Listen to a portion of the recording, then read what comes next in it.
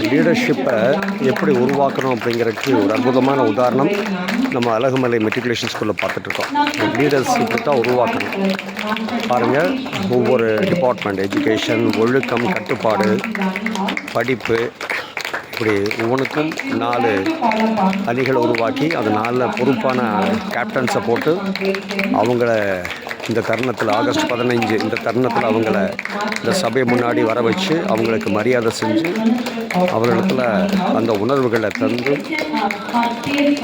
தேசத்தின் பால் ஒரு அக்கறையும், தேசத்தின் பால் ஒரு மரியாதையும், தேசத்தின் பால் ஒரு ஈடுபாடும் கொள்ள வைக்கிறாங்க. அப்படின்னா really everyone should appreciate the school management. Alagumalai Vidyalaya matriculation school Alagumalai.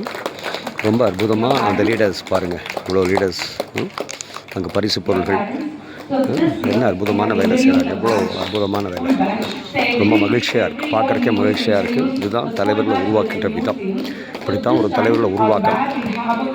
நல்லது. இவர் முருகானந்தர், ஜெய்பனை சேனலுக்கு தேங்க்யூ.